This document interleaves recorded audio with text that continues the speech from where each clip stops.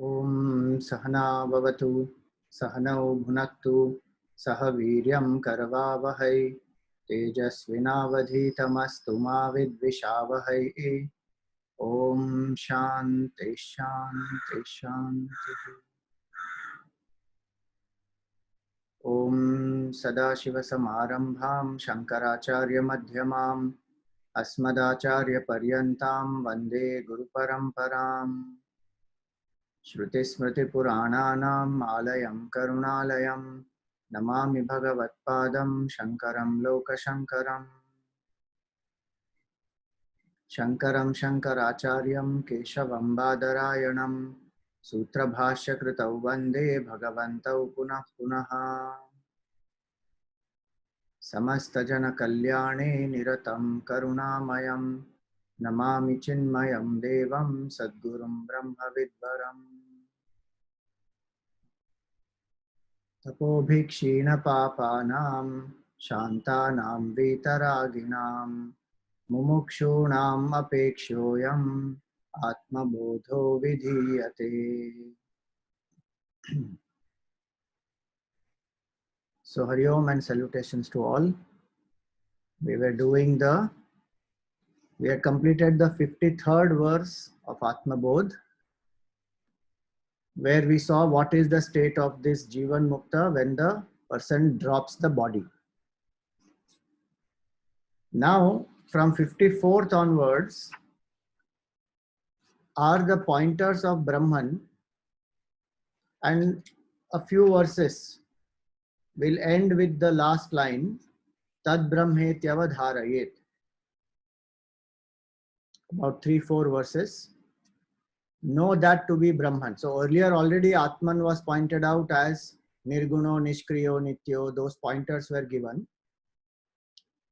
Now, what is Brahman? That which is the biggest, meaning which is the substratum of this whole universe, that is called Brahman. The changeless truth upon which the world of changing names and forms is playing, that changeless truth is called as Brahman. And that Brahman is our true self. What was earlier indicated as Atman, now it is indicated as Brahman. And the oneness of that is hinted at in Atmabodha. So, 54th verse, Yallabha na paro labhaha Yat sukha na param sukham Yajnanat na param jnanam Tad brahmetyavadharayet. He says, know that to be Brahman.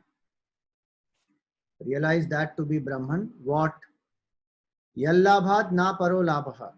Gaining which there is no greater gain. Meaning one who discovers oneness with that Brahman has attained the highest gain. There is nothing greater than that. Then, Yat Sukhat Na Param Sukham. There is no greater happiness than this. And Yajnanat Na Param Jnanam. Knowing which there is no greater knowledge. Know that to be Brahman. So, infinity, there is anyway nothing greater than infinity. One who has realized the oneness with that supreme, infinite, pure consciousness has experienced everything that one wants to experience is for that infinite happiness. And that is the objective. So whatever we do in life is to gain permanent happiness. And that state of permanent happiness is this Brahman. Nobody wants to be miserable. Nobody wants happiness to be reduced.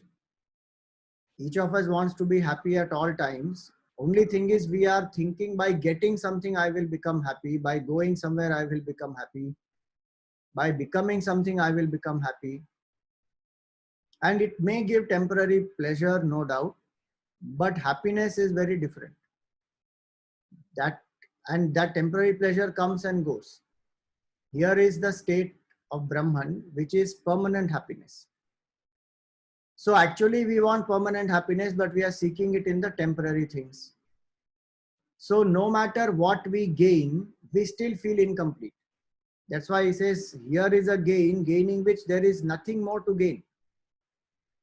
Yallabhat na paro labha. Because in the world, no matter what we gain, it can be power, position, name, fame, prosperity, anything.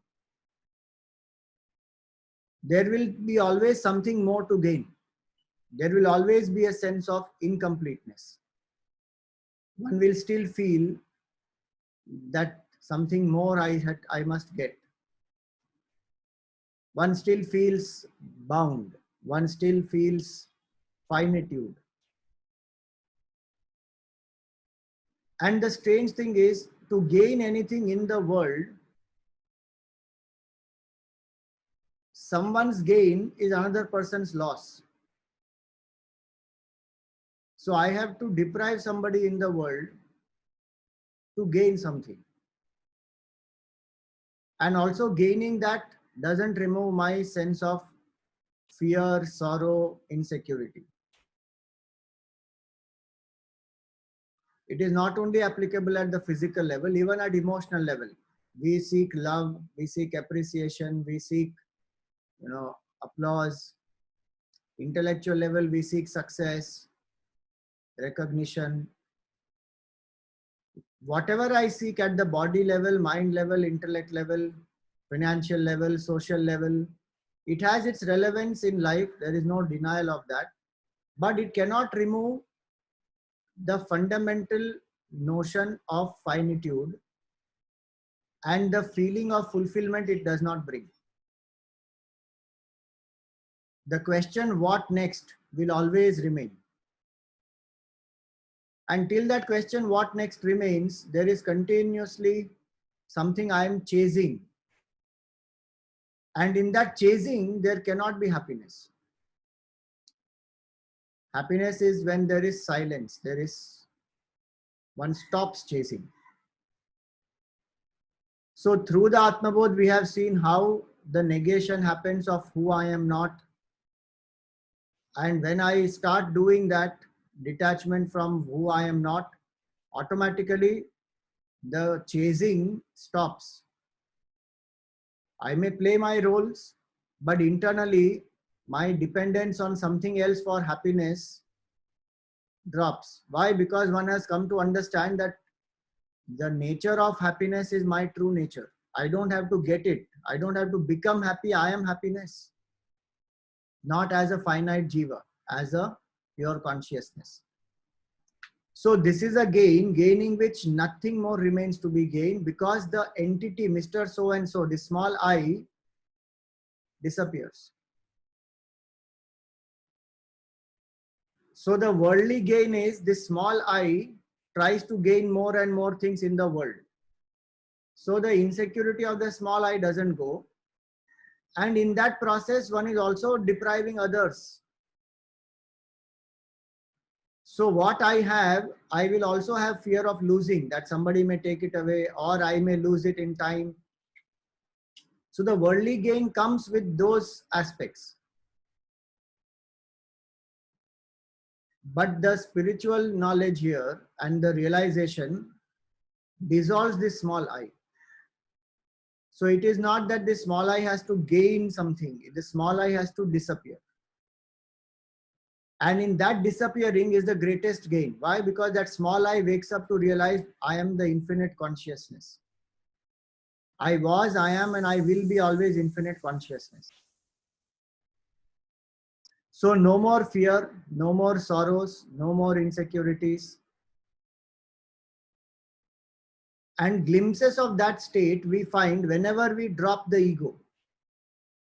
Suppose I lose myself in the work that I'm doing, or I'm completely absorbed in some music that I'm listening, or I'm with nature, or I am truly in, let us say, in meditation, or I genuinely love somebody where I don't care about myself, I care more about the beloved. In all these situations, when this small I dissolves, temporarily at least I forget about this small I, there is a great sense of joy actually. And so one can understand that egolessness is the way to realization. And one doesn't need to leave everything and go away somewhere. Where one is, there itself one can drop the ego, surrender the ego. So yallabhat na paro labha. There is no greater gain than this. In the Taittiriya Upanishad, it is said that this saha ashnute sarvan kaman saha, as though all the desires of this person are fulfilled at one and the same time. What will be the joy?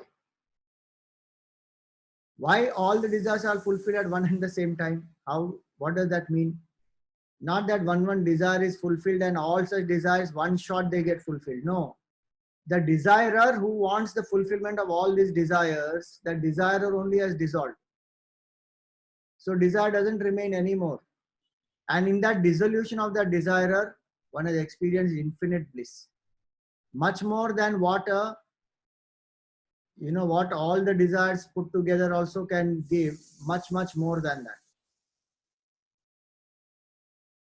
That's why those great masters who have experienced this, they say that the bliss of a Jivan Mukta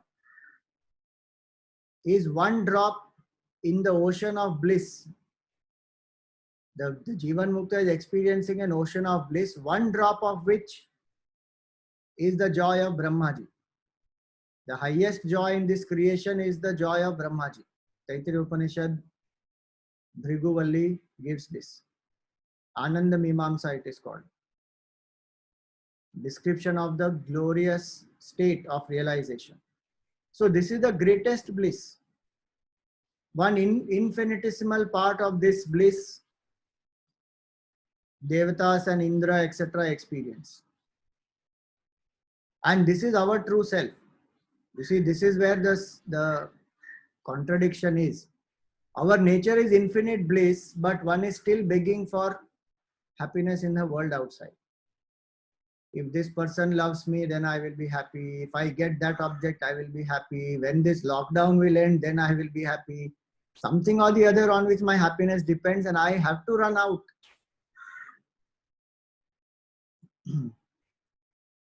So, yallabhat na paro labha. And this gain is such that having experienced this, even the most difficult tragedies or most sorrow-giving situations does not affect that person. The Gita Bhagavan says that. Yasmin sthitona dukkhena gurunapi vichalyate. The greatest of sorrows will not disturb this person. So that is this gain. Why is this being said now? Because after all, human being has this thought in the mind, what will I gain? What they, in today's language, they use all these short forms, GTG means got to go. ASAP means as soon as possible. Like that, there's a short form that a lot of people use. WIIFM means what? What's in it for me? So what's in it for me? I want to know that. Okay, if I live in sense control, if I quieten my mind, if I surrender the ego, and I am studying this Atmabodha, what's in it for me? What will I gain? Will it solve my problems? Will it make me healthy? Will it give me peace of mind? Will it make me successful? Will I get more wealth? Will I become more famous? This line says it will get you all of this and much more than that, that you don't need anything anymore. That's the best labh. Yallabdhva chaparam labham manyate nadhikam tataha. The need for anything to be happy, that is gone. What can be greater gain than that? I don't need anything, including moksha is not required. Why? For moksha to be experienced, bandhan has to be there. No? Here is a state where one realizes I was never bound. The waker who wakes up from the dream realizes I was always the waker. I never went through the dream sorrows. So this is the greatest gain. Yab labdva chaparam labham. Yallabha na paro labha. Yat sukhat na param sukham. There is no greater happiness than this. So what we experience at the body level is called pleasure. So we eat some nice, delicious food, or some nice, what is it? Whatever, chocolate brownie with vanilla ice cream. So mouth will water, and one feels, so nice. Or in rainy season, everybody likes to have nice chai and pakoda and read one nice novel. Ultimate bliss. So at the body level, what we experience is called pleasure through the senses. Then what we experience at the mind level, we may call it emotional joy. So somebody I love, I am able to meet them. I am able to talk to them. They come and, spend some time with me. There's a great joy. Or I'm engaging in something that I love to do. Maybe dance, maybe some painting, maybe anything. So it brings great emotional joy. Then if my desire gets fulfilled, or something that I have been wanting, that expectation is fulfilled, then there is an intellectual satisfaction. So these things, they come and they go. And generally the mind runs behind these. But there is a spiritual bliss which never comes and goes.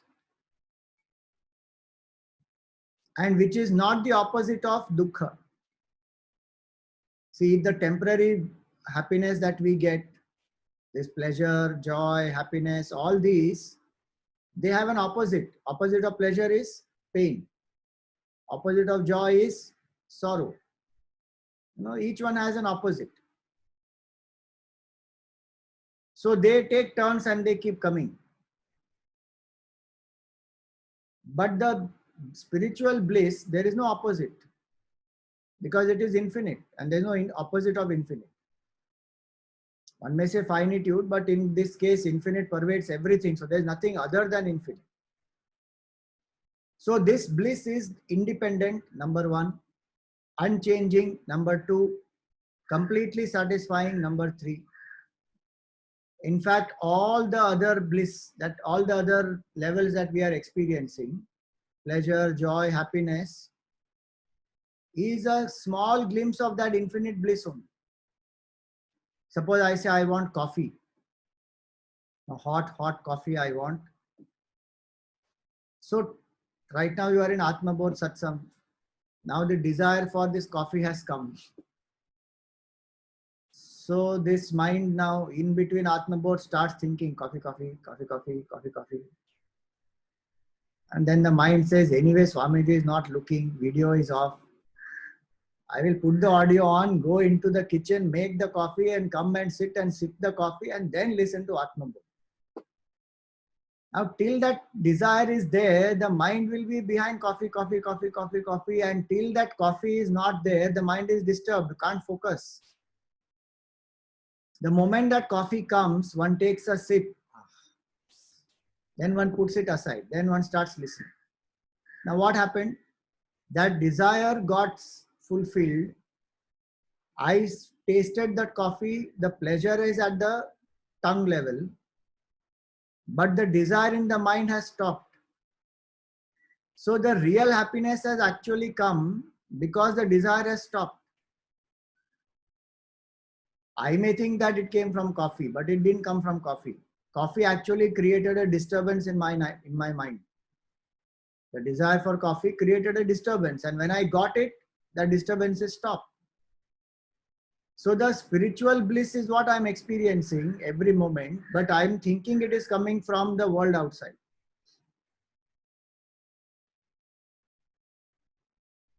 The famous example for that is the musk. So kasturi. So the musk, the fragrance of that is coming from within the kasturi, within that musk. But when it is going out there, it feels that there is some fragrance outside, so it keeps running. Actually, it is coming from inside. Same way it is, that the joy that we experience, pleasure that we experience, happiness that we experience is actually a small glimpse we are getting through the objects, people, situations. I give this example very often. You must have heard earlier also. Suppose somebody gives you eclairs chocolate. How will you eat the chocolate? Will you pop it as it is? Or will you remove the cover and then eat? If anybody takes it as it is, big problem. What we are doing is exactly that. We are taking it with the wrapper, and the strange thing that is happening is we are thinking the taste of the chocolate is coming from the wrapper. The taste of the chocolate is coming from the chocolate. Wrapper is not giving any taste. If this spiritual bliss, the self, which is consciousness, if that is removed from this body, give coffee to that body. Can that body experience pleasure? Nothing. No taste it will experience.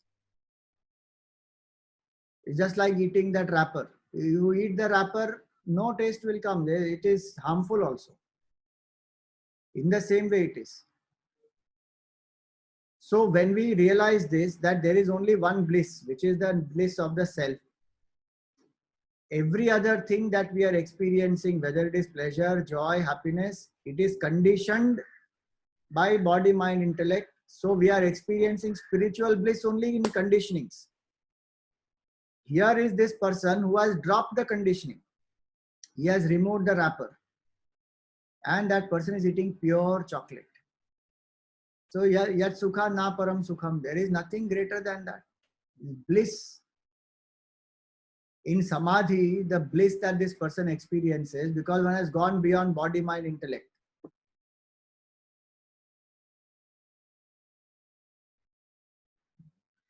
The joys of all the 14 worlds put together cannot compare to a moment of samadhi. One moment. That's the bliss. If you read the books of Ramakrishna Paramahamsa and so many of these great mystics, what they explain is this. That is the bliss that they experience when they transcend the attachment to BMI. So, yat sukha na param sukham, yad jnanat na param jnanam, knowing which there is no greater knowledge. See, every other knowledge is knowledge of a subject. Here is the knowledge itself, because of which I am able to know. The intellect is able to know, the mind is able to feel, the senses are able to see, hear, taste, smell, touch. All the knowledge that we gain through senses, through mind, through intellect is actually the knowledge because of the self.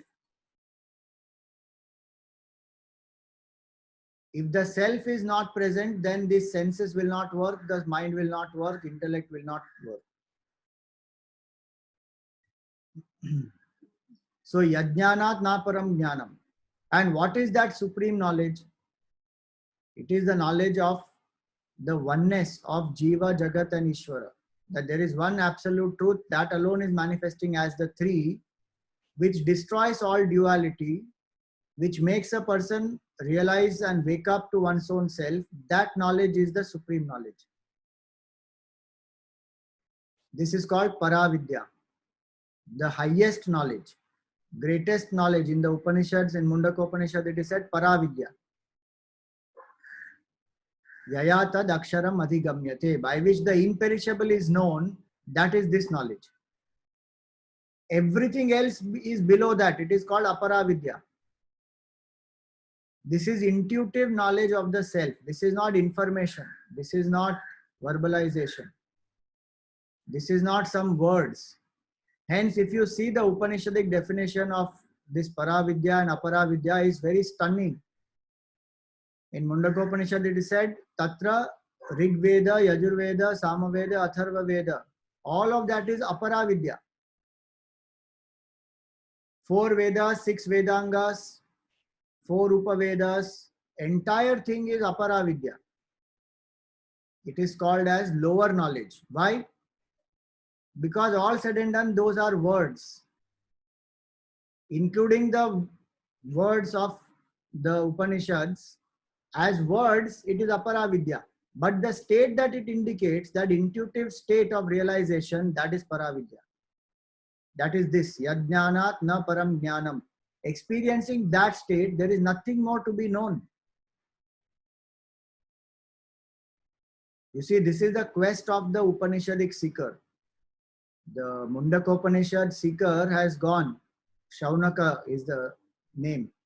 Shaunak Rishi, who is also asking many questions to Sutaji, and whole Bhagavat comes out. That same Shaunak Rishi, who is a great householder, who has done lots of rites, rituals, yajnas, who does lots of charity, generosity he has, and he has lots of jignasa also. Wants to know more and more about the Lord, about the Supreme Consciousness. That Shaunak ji has gone to his teacher, Ashwalayana Rishi, and he is asking, Adhi Bhagavan, please teach me. What? He is asking, what is that knowing which everything is known? Kasminnu bhagavo vijñate sarvamidam vijñatam bhavati. What is that knowing which I will know everything? See, that question itself is such a powerful question. If I know physics, I don't know everything. If I know maths, I don't know everything. If I know commerce, I don't know everything. And even in that one field of physics, maths, commerce, it will take lifetimes to understand the depth of that one field. Then how is it possible to know everything? What is that one thing? If I know, I will know everything. That's his question. That is called supreme knowledge. Like if I know gold, then I can know ornaments made of gold across the world. Whatever size, shape, whatever is the goldsmith's craftsmanship. Once I know gold, I know every ornament made of gold in the world. That's the basic substance. So what is that knowing which everything is known? That Jnana Swarup Atma, if I know, everything is known. Why? Because the knower is mind. What is that which is enlivening this mind? If I know what is behind the mind, all the minds are enlivened by that one pure consciousness. So instead of trying to know one subject, what the great masters taught, turn within and know that knowing which nothing remains to be known, gaining which nothing remains to be gained, experiencing the bliss, nothing remains to be experienced anymore. That is the state. Tad brahmeti avadharayet. So these are verses to help us to contemplate and also turn our pursuit within. How much we go outside, there are two approaches. One approach is when I see the limitations of the world outside, that whatever I gain, I still am finite. I still feel insecure. I still feel, fear. That's why in that corporate world, they have that saying, in the world of rat race, even if you win, you still remain a rat, afraid of a cat, hiding below a mat. Always. As I said, it has its success. I mean, the success out there and the certain roles we play, it has its certain relevance, but it cannot make me fulfilled. For that, I have to turn within. So one is to see the limitations of the worldly pursuit, and other is to see the glory of this state of realization. Both these are very important for the mind to turn within. If the mind is more and more tempted with the world outside, which has not yet seen the limitations of the world outside, that mind will still run out. In meditation, why does the mind roam? Because it still has a lot of value for things outside. If I understand that this entire universe is finite, perishable, and these are like playing with toys. How long will one play with the toys? The real joy is within. So when somebody realizes the worthlessness of the external pursuit, that is the only worthy thing to realize in this world actually. About the worldly pursuit, the worthlessness of the worldly pursuit is the thing to be known which is most worthy. All the worldly experiences have to be used to understand its worthlessness, that it has very limited relevance, but fulfillment they cannot bring. So if somebody is a seeker of fulfillment, then that person has to turn within. So on one hand, Vairagya helps to turn within, and on the other hand, reading about the lives of saints who have experienced this state and trying to understand what is that state, what is the state of egolessness, what will one experience in that state. The more one is convinced about that, the more will be the desire to experience that state. Easier it is to withdraw. Many times when we study Vedanta, both these things we don't pay attention to. Neither we think about and reflect deeply upon the limitations of the worldly pursuit, nor we think about the glory of the state of realization. Because if I actually start thinking about the glory of the state of realization, I will start pursuing it. Because that's how it happens in the world, no? When we hear something, suppose somebody says, Arey, did you see this movie? Oh, such an amazing movie. What a lovely movie. Such a fantastic thriller. And I will not tell you the ending because I don't want to spoil it for you, but you must go and see. Now if somebody tells me and I think more and more about it, then the desire to go and see will be there. Why? Because I thought. Now when Vedanta is saying that, do you know that state, gaining which nothing more remains to be gained, the bliss, experiencing which there is no greater bliss. Knowledge, which is the greatest knowledge. Have you known that state? And do you know, as a human being, only you can know this. No other creature in this world can know this. हाँ ठीक है. Our mind says, okay, I've heard about it, Brahman, but it's very high. Tell me something which is more relatable. No? These are all high funda philosophy. In 1 second, this mind of ours can dismiss this whole thing. Again, it gets back to its own worldly pursuit. So that's why a little bit of pause is required. That what is this shloka telling us? That what a wonderful state that exists. And that is my true self. And I have forgotten that.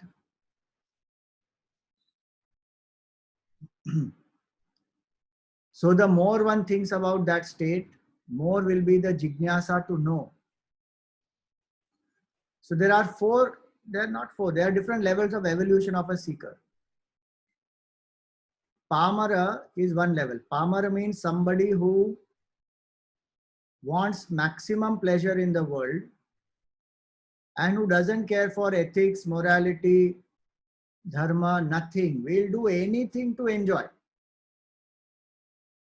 If required, loot people, kill people, cheat people, do anything but live in enjoyment. That is person is called Pamara. The lowest in the human being who in the cycle, in the hierarchy of evolution is Pamara. Little better than that is called Vishayi. Somebody who hankers after pleasure but who doesn't violate dharma. Who feels that I want to enjoy, but I will follow the path of righteousness. I will not hurt. I will not, be insensitive.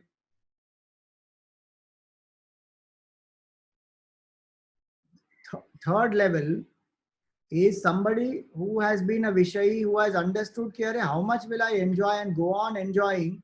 It only depletes my senses and the mind and makes me crave for more.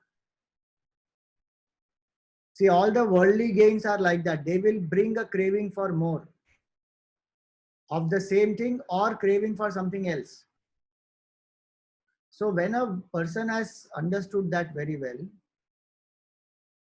then that person becomes a jignasu,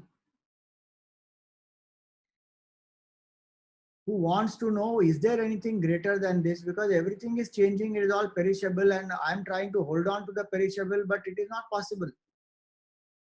People I love, they leave me and go. Or at one point, I will have to leave them and go. Objects will drop, situations change. So many unpredictable things happen. This whole world is like a roller coaster. So is there anything greater than this? That person is become a jignasu. That jignasu, when one goes to the teacher, gets the knowledge and reflects more and more about that knowledge, that jignasu will transform to become mumukshu. That the desire to, experience freedom, that desire becomes strong.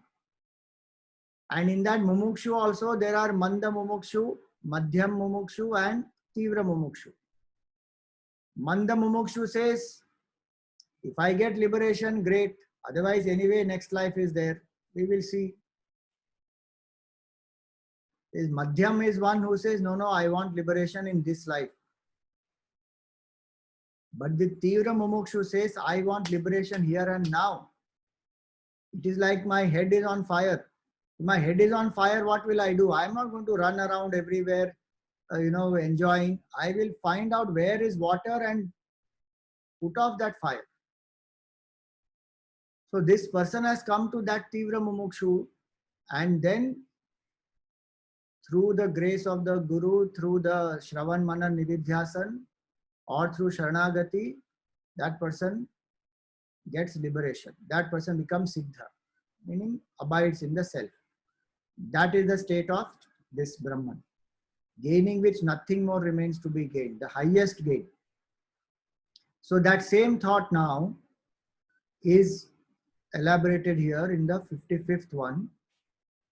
Yadrishtva na param drishyam, yadbhutva na punarbhavaha, yadnyatva na param neyam, tad brahmetyavadharayet. So he says, yadrishtva na param drishyam, having seen which there is nothing more to be seen. Same thought we have to carry forward here. Yadbhutva na punarbhava. Having come to that state of being, there is no more becoming.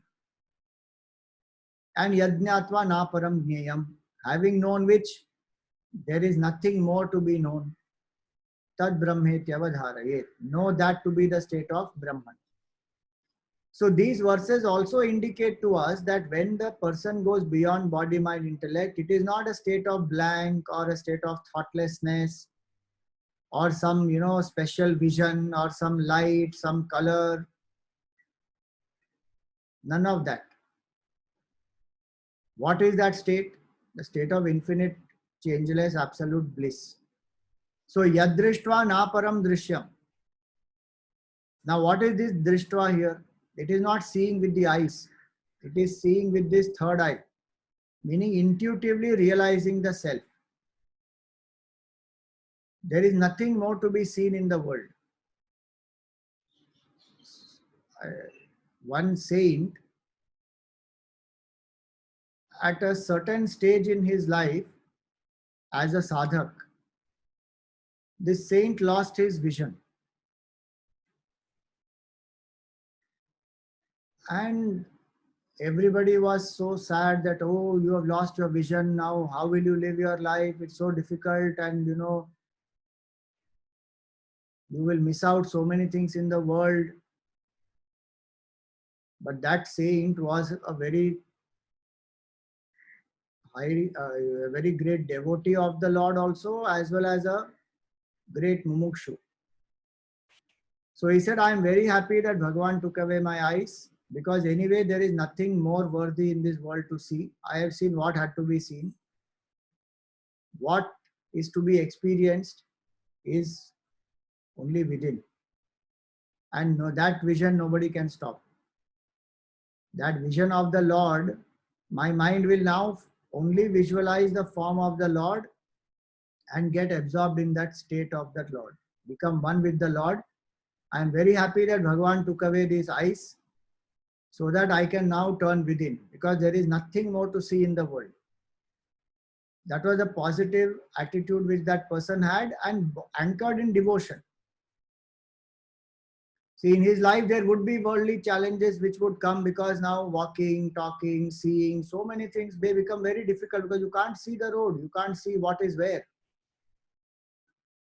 But this person was not bothered. That is a skill that in time one will learn.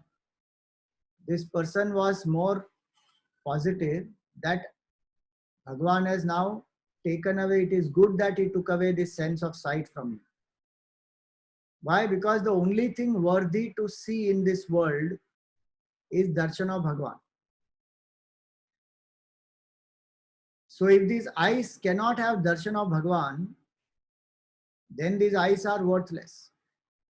We may see everything else in the world, but if it does not have darshan of Bhagavan, if it does not read the Shastra, if it does not help the mind to turn within, then these eyes are of no use. So here it is, yadrishtva naparam drishyam.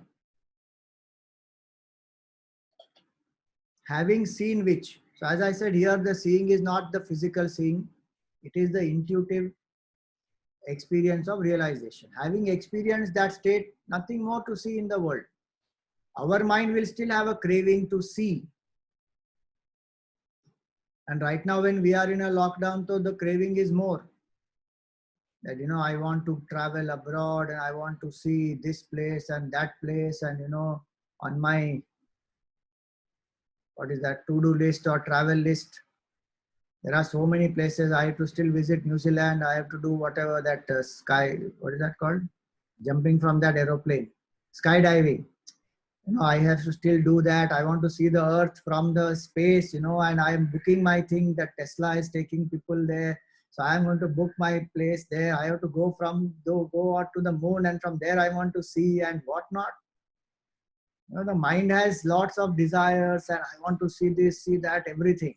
And there's nothing wrong with that. One can do whatever, no problem. But what is that seeing which nothing more remains to be seen? The eyes become fulfilled. When darshan of Bhagavan happens, literally darshan of Bhagavan happens outside also, and in the heart also, and that person gets experience of that.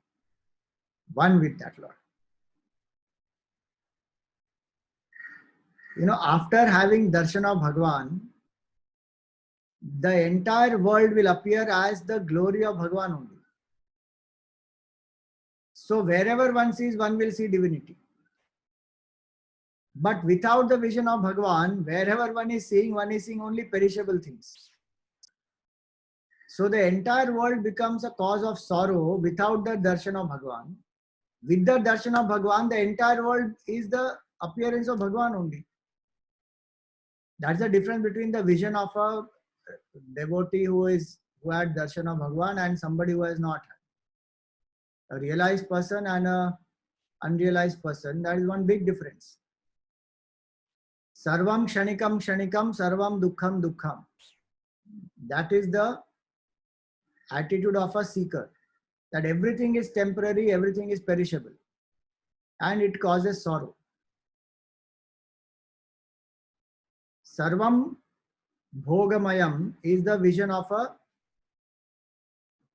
vision of a person who is behind enjoyment. Everything is a object of enjoyment for that person. From that, if one comes to the jignasu level, then the person says, no, it's all temporary, it is all cause of sorrow. But from that, if one comes to the state of realization, sarvam brahmamayam, Everything is Brahman alone. There is nothing else except Brahman.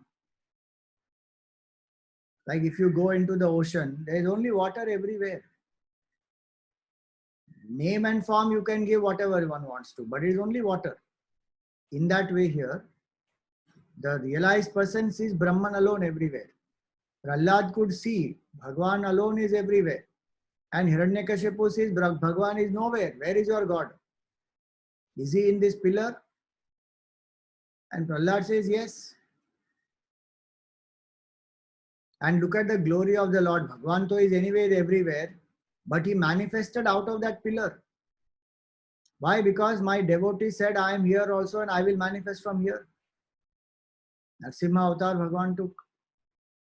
So for the devotee, the vision is that Bhagwan alone is all this. That's the vision that one has to get.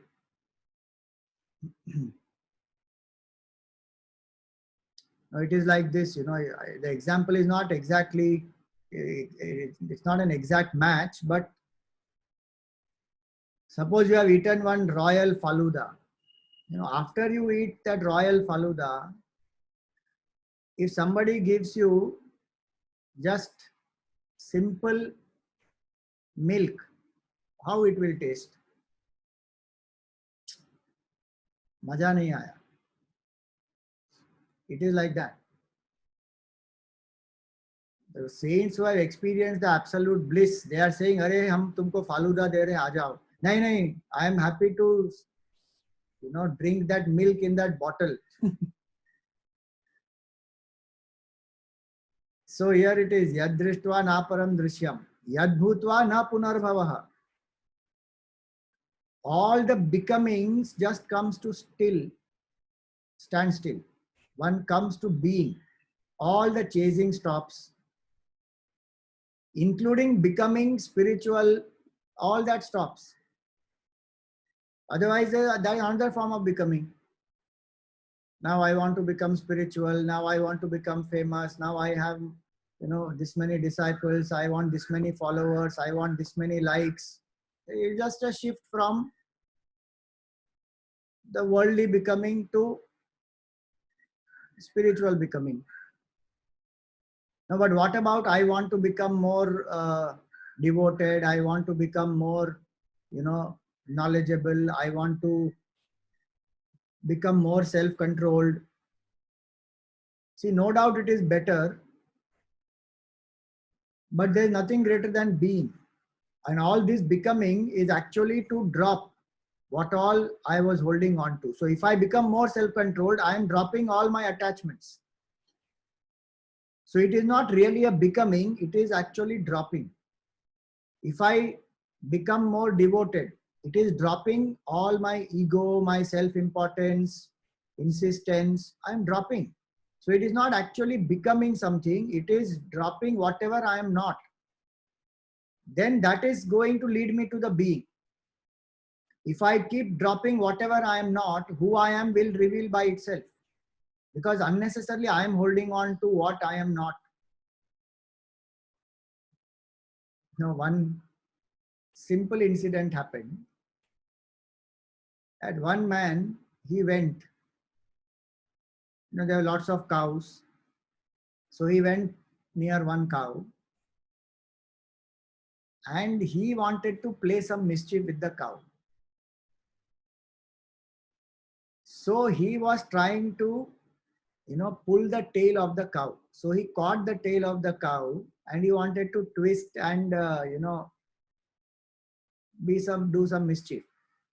But the moment he caught the tail of that cow started jumping and running about, and with that this man is also getting dragged. So he started shouting, help, help, help, help, help. And nobody is coming forward to help him. And this cow is like a mad cow. She has got wild, she's going, running everywhere, and this fellow is getting dragged. So one master who was standing there, he said, Arey, just leave the tail of the cow. It was such a simple thing. This fellow is holding on to the tail of the cow and the cow is running everywhere. He just said, leave the tail of the cow. Cow is not holding you. You are holding the cow. The moment he left, he was so happy. Cow also became happy. Both of them peace. We are holding on to the world and we are saying, "Arey, the world is driving me nuts." Arey, drop the world. It will stop driving you nuts. Ho gaya. No, but how can we drop? That is not possible. Okay, hold the tail of the cow and try to make the cow quiet. That's what we are trying to do. Holding on to the world, trying to change the world, that it should change according to my happiness and it should make me happy. It is never possible.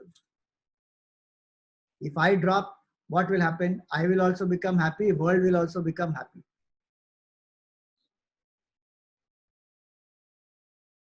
So there is no becoming. It's just dropping. Spiritual becoming is actually not becoming. Spiritual becoming is dropping. It is to become, it is to drop to come to being. Because finally I have to drop this becoming also. I don't have to become anything. Finite does not have to become infinite, and finite can never become infinite. What will finite do? Drop its finitude to realize I am infinite.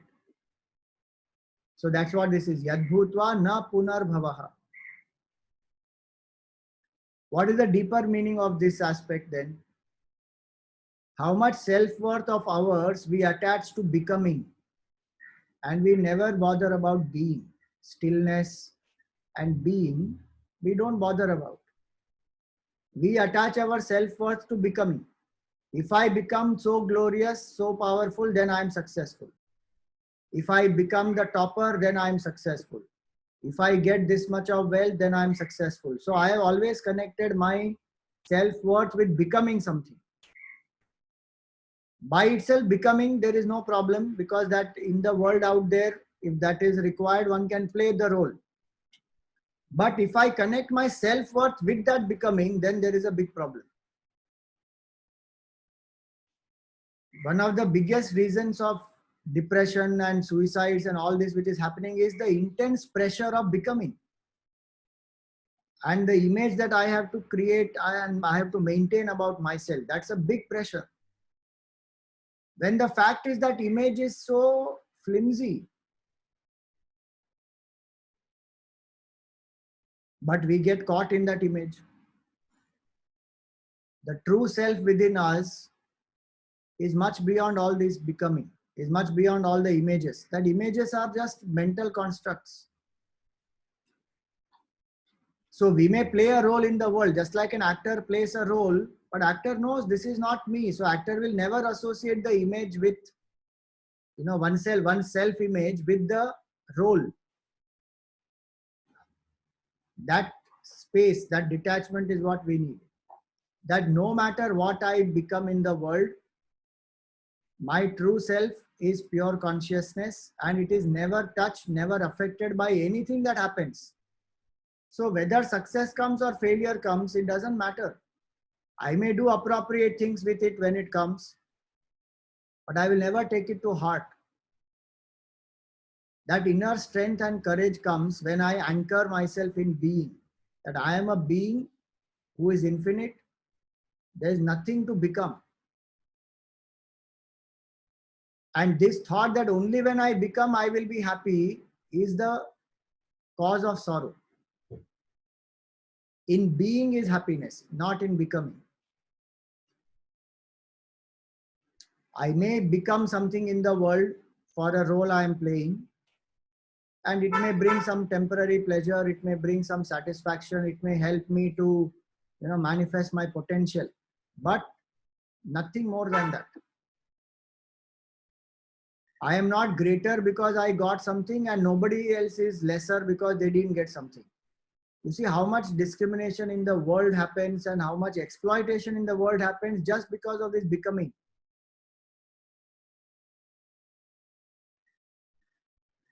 If everybody learns to be who they are at the absolute level and also at the relative level, color of the skin, nationality, gender, creed, community, caste, religion, science, or what all, economics, on what all basis we divide, and we want to become something, something, something.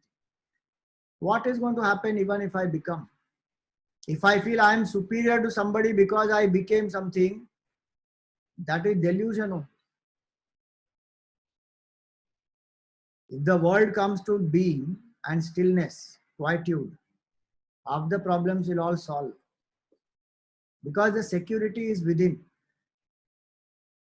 And because one is not secure within, one wants to exploit others outside, and in making them feel low or exploiting them, one feels a certain sense of control, authority, superiority. Is delusional. So no need of becoming anything. One has to learn to be, just be. And in just being, there is no stagnation. Many people think, oh, it's a boring, dull state. No, if I'm just be, if I just be, automatically many things will flow through me. And it will be light on the head. Great achievements are possible without the pressure of ego, without the pressure of superiority, without the pressure of any, exploiting, none of that. With gentleness, with humility, with happiness, one will do a lot. True humanity comes when there is being. And how many people ask this, that why do I need religion? Why do I need spirituality? I am just going to be a good human being. How? If I want to be a good human being, I need to follow good values. That is okay, one aspect. But I also need to drop all these false notions that happiness comes from outside, happiness comes by becoming something, and when you become something, then you are greater than somebody else. All these notions have to go. And the ultimate absolute oneness comes only when I realize the self. For that, I need to surrender the ego. For that, I need spirituality and religion. So you can remove religion completely, but it will again make a comeback in some way or the other. Because if human being wants fulfillment, this is the only path. The path to becoming has to stop. Psychological becoming has to stop. Spiritual being has to be there. So for today, I will stop here. Anybody wants to ask, share, you are welcome. Swamiji, you were saying that mumukshu, tivra mumukshu, Yeah. that is the highest degree where you want it and now. And there were two other stages of mumukshu, I forget the names. So but you were saying, that first one, you were saying that you can take it easy and hope that in your next life you can catch up. Yeah. But there's no guarantee in the next life also that you'll get human birth, no? Exactly. So that's where it is. So there's no guarantee that next life will be a human life. Right. So the more I think about it, then I want it here and now. Yes, yes. Thank you. Today's was a beautiful pravachan. Thank you. Very, very nice. Thank you. I think it's the highest one can achieve. Yeah. Brahman is the highest. The Yeah. meaning of the word Brahman is the biggest. Brihatvat Brahman. So nice. Swamiji, Yeah. I asked a similar question last time. It's the same thing. You say that we cannot get affected. One minute. Yeah. We should not get affected by the worldly things. But again, there is this small I, this BMI, which has to do with duty. Now, it's very difficult to, first of all, I'm not able to visualize myself as the big guy looking at the small I. I'm at least not able to do that. And when I'm peaceful, at least I can imagine the idea. But when there's actual stress of whatever, work, family, even children harassing you beyond a point, anything, then it becomes difficult to say that, no, this is, a third person or the third entity, a smaller entity, and let it do its job, or how to make it do its job. It's practically not happening, or that state of mind is not coming during that time of need. See, it will come only when I have experienced it properly, when in the state of peace. If I am able to experience, first of all, a quietude within, where the mind is able to quieten down in the daily sadhana, where I can at least understand that there is a state of peace in my heart which is untouched by whatever is happening in the mind. So if I am able to withdraw and observe my thoughts as they come and go, and I understand that I am different from my thoughts, if I have that experiential glimpse even for some time, then I will know that there is that state within me. And when I come out of my spiritual sadhana, when certain things are normal in my life, at that time also I need to practice that, I am a Sakshi, this is, Mehul is going through this, I am watching Mehul. If I practice this in the normal times, only then in the difficult times it will be possible. So if I have to give a simpler example of this thing, is a chanting of a mantra. If I am chanting a mantra continuously in my japa sadhana, every day, let us say 15 minutes I do japa sadhana. Now that 15 minutes of single pointed chanting is not going to stop at 15 minutes. Through the day at different times it will come. And if consciously I am able to bring it again and again at different points in time when things are fine and normal, then you will see that when there is agitation also, the automatic reflex of the mind will be chant the mantra, because the mind has been trained in that properly. So this requires this 3-level approach. One level, I must learn to withdraw and pay full attention to experience it. Second level, I must be able to apply in my daily life in good times. Then in the difficult times, that will be third level, then I will be able to apply. If I directly try in the third level, impossible. Which is why Kabir Das ji said, no, dukh mein sumiran sab kare, sukh mein kare na koi. Jo sukh mein sumiran kare, to dukh kahe ko hoy. So that is the power of practice, abhyas. So the sadhana which you mentioned, one is chanting, but you also said that the highest level is meditation. So I should start practicing contemplation towards meditation. Is that the good way to start? Japa and mantra chanting is better to start with, because see, meditation is the state of realization. And as a practice, what we do is called contemplation, where we assert, I am pure consciousness, I am not this body, mind, intellect. Now that requires a certain level of purity of mind, that requires a certain level of single pointed focus and objectivity, that why I am not the body, mind, intellect. So when one has done the enough sadhana in terms of doing selfless work, in terms of single pointedness like mantra chanting, etc., contemplation is the last step. That one cannot start doing in the daily life straight away.